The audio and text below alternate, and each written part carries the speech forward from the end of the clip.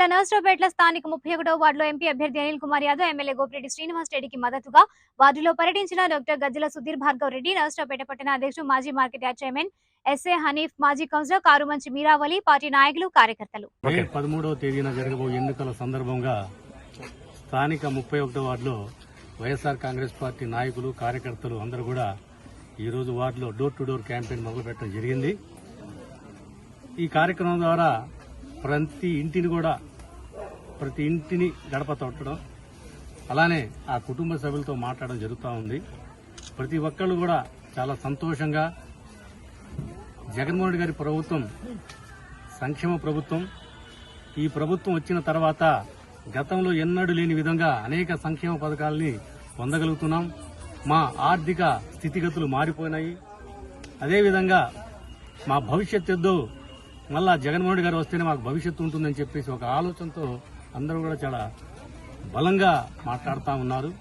మరి గతంలో నాయకులు ఎన్నికల ముందు హామీలు ఇస్తాలే గాని ఆ హామీ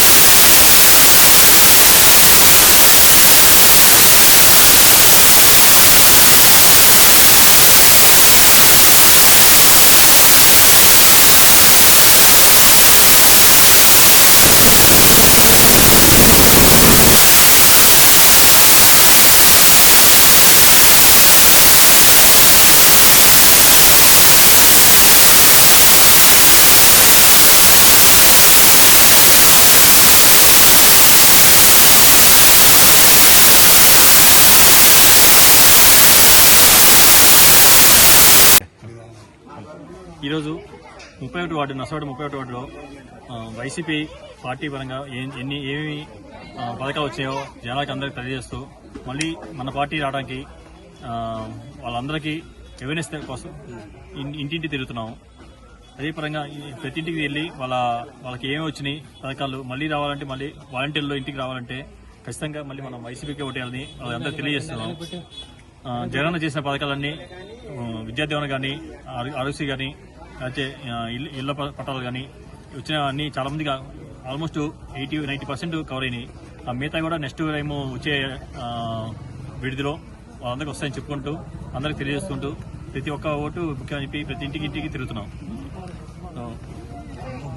ఇప్పుడు జనాల దగ్గర నుంచి ప్రధాన సమస్యలు ఏమైనా వినపడుతున్నాయండి? ఎలా ఉంది రెస్పాన్స్? చిన్న సమస్యలు ఉన్నాయి. అవి తప్పగా ఈ 2-3 నెలల్లో కొంచెం కాలువలు సమస్య, కొంచెం ఇళ్ల పథకాలు ఇంకా కొంతమందికి రాలేదని ఉన్నాయి. వాళ్ళకి నెక్స్ట్ విడతలో వస్తాయని చెప్పాం. వాళ్ళకి కూడా అక్కడ చిన్న ఇవే కానీ పెద్ద ఇబ్బందులు ఏం లేవు ఇక్కడ తిరిగిన వాటిల్లో.